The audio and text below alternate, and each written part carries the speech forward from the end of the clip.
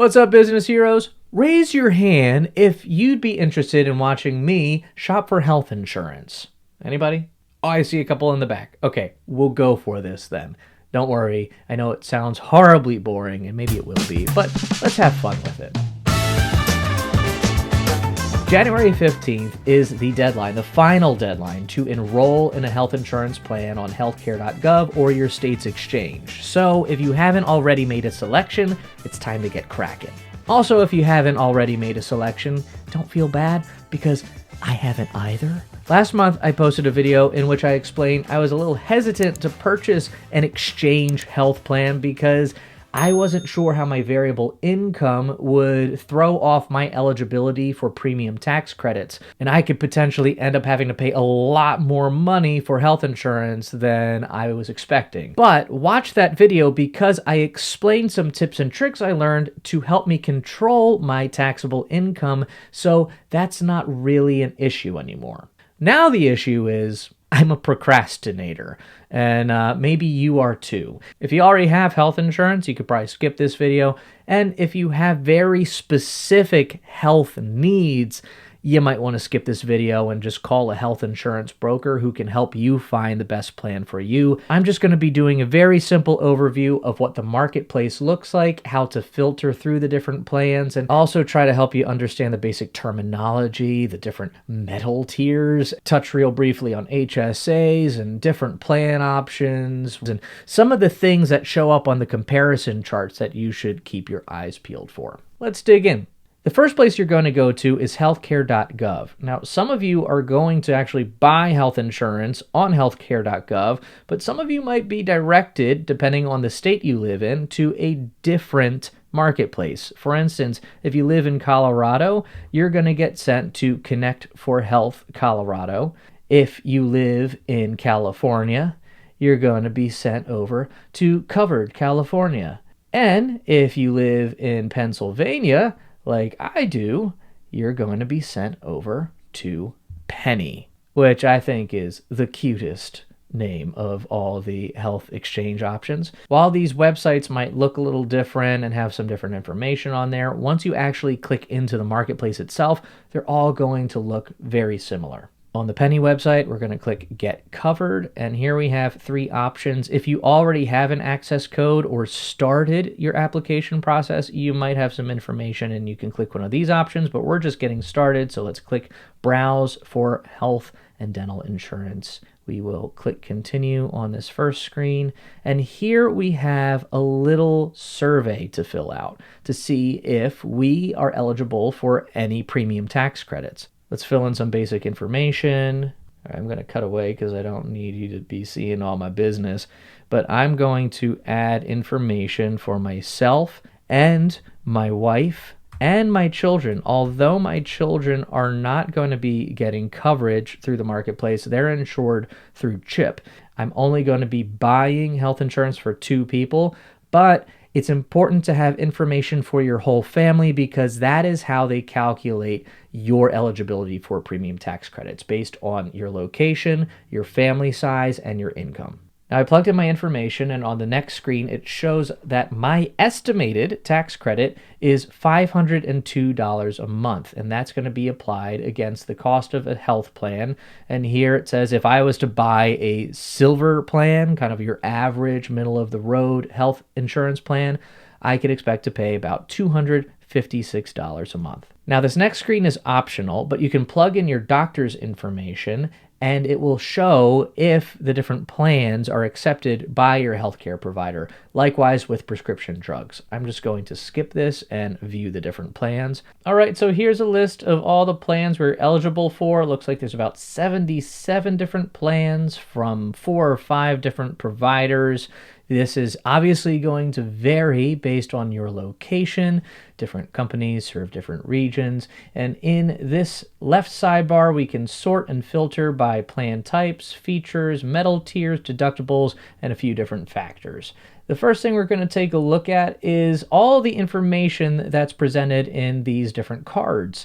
So you have the company name, the name of the plan, and then the most important piece of information is how much it costs.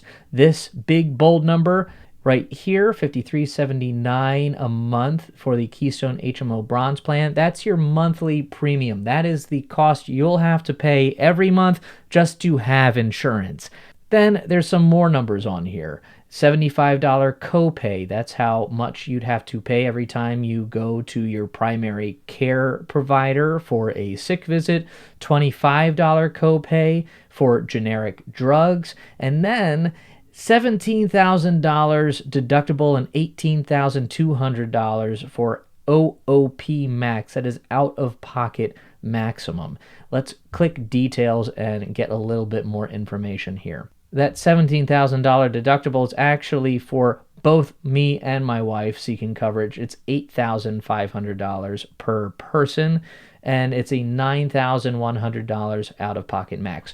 I'll explain real quick those two terms just in case anybody doesn't know. A deductible is the amount of money that you need to pay out of pocket before insurance is going to kick in and help you cover your health expenses. Out-of-pocket maximum is the maximum amount of money that you'll have to pay out of pocket. There was a catastrophe and I had to pay $20,000 for a medical procedure. I'd have to first pay $8,500. Then let's go down here and take a look at urgent care. There's a 50% coinsurance after deductible. So after I hit that $8,000 deductible, I'd still have to pay 50% of the emergency room service bill, ambulance bill, anything else that I receive in relation to this. I'd have to pay 50%. Insurance would cover 50%, but it's only $600 more before I don't have to pay any more money. Once I hit $9,100, then I'm good. Insurance takes the rest. It's a lot of money, but it's not as much money if I was stuck having to pay the $20,000 bill all on my lonesome. This is why insurance is nice to have. Some more basic terminology, just if you need a refresher. Copays are fixed rates for things like primary care visits to your doctor, specialist visits. This is $75 every time I need to go to the doctor with a cough. But if I'm just going for a routine checkup, I don't have to pay anything. Preventative care, screening, and immunizations are covered. There's no charge for those, and that should be true across the board. Any plan that's in the marketplace has to cover preventative care. So you can go through each of these tables and see the different coverage. So with this plan, I wouldn't have to pay for any lab work. I'd have a $150 copay for x-rays or other diagnostic imaging, so on and so forth. You can go down and see the different categories: outpatient, ER, urgent, hospital, mental, behavioral health services, pregnancy care and other special needs, children's vision, children's dental. Back to the main list for some more term definitions. Different plan types. You have HMOs, PPOs, and EPOs. HMOs are health maintenance organizations. Most plans are going to be HMOs, and they typically operate where you see your primary healthcare provider and they have to write a referral for any specialist or other services that you receive. There's a network of providers that your plan will cover, and typically you have to stay within a certain network of providers defined by your plan. PPOs, or preferred provider organizations, they give you a little bit more flexibility. They cost more, but they give you more options. You can choose to get out of network care, but you're going to pay more for that than if you stayed in network. But if you have specific medical needs, you need to see a certain doctor or go to a certain facility, PPOs might be a good option for you. EPOs, or exclusive provider organizations, are basically HMOs with a little bit more restrictions on them. Different plan features you can filter by include CSR eligible, that's cost sharing reductions. Some of the silver plans have additional discounts applied to them. And then HSA qualified plans. HSAs or health savings accounts are great savings tools that are triple tax advantaged. You can deduct your contribution to the HSA. You can invest your HSA monies into stocks and bonds. Most HSA service providers like Lively or Health Equity partner with investment platforms like TD Ameritrade. So you can take the money that you're saving, invest it into something, have it grow, and then you can cash it out tax-free as long as you're spending that money for qualified health expenses, and it's pretty broadly defined.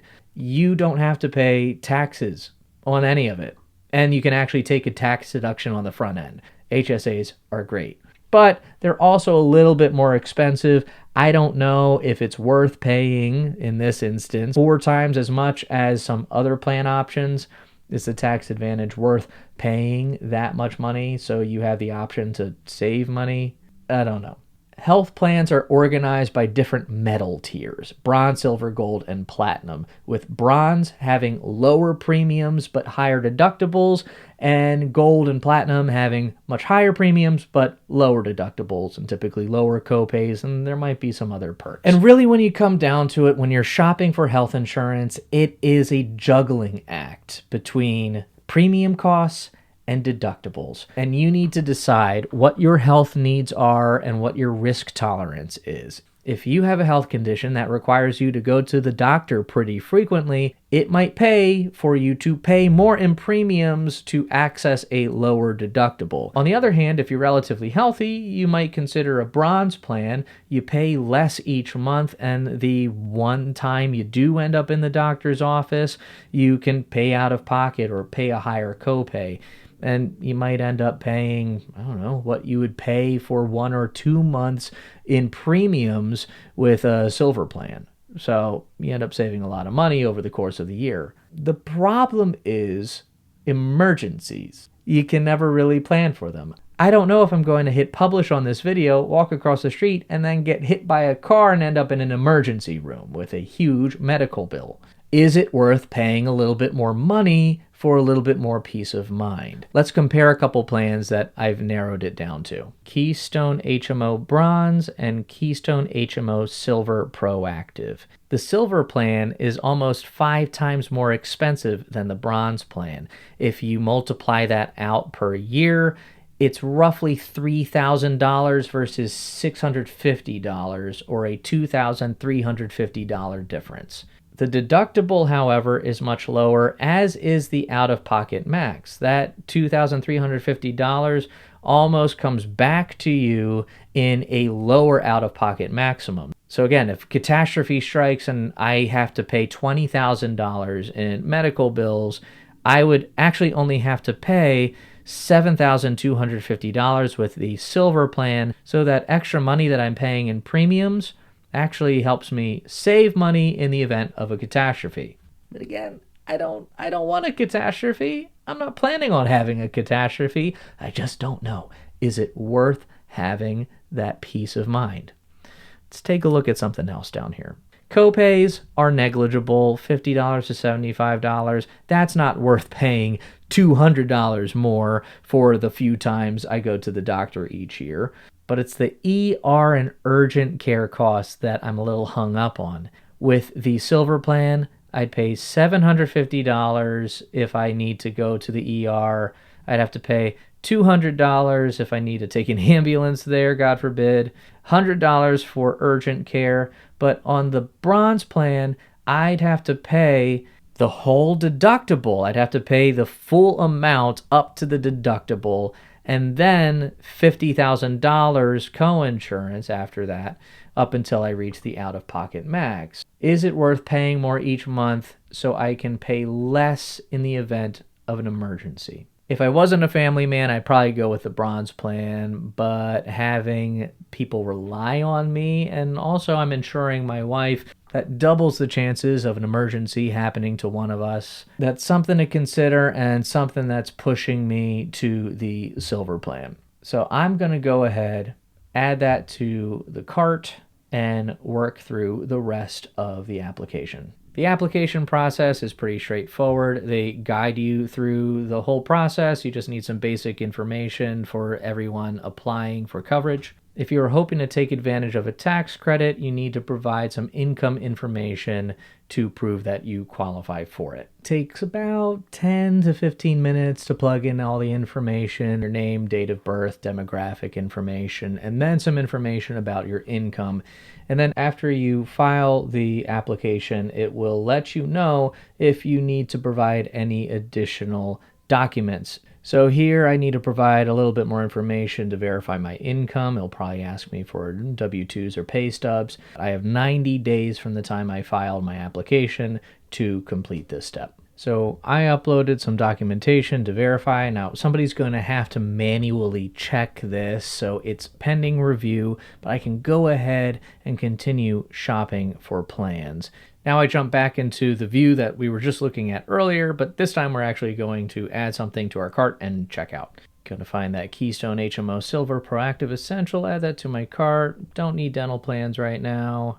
And here we go. Check that out.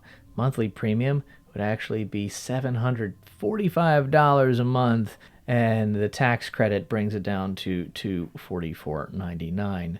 So this is an advanced premium tax credit. It gets paid directly to the insurer, and then I pay the difference. If my income goes higher or lower than what I estimated, my tax credit will adjust accordingly. And then when I file my taxes next year, I'm either going to have to pay a little bit more, get a larger refund, or be flush. We'll see what happens. I'm going to sign the application, check a few boxes here, sign and enroll, and congratulations, you've completed the Pennie enrollment process.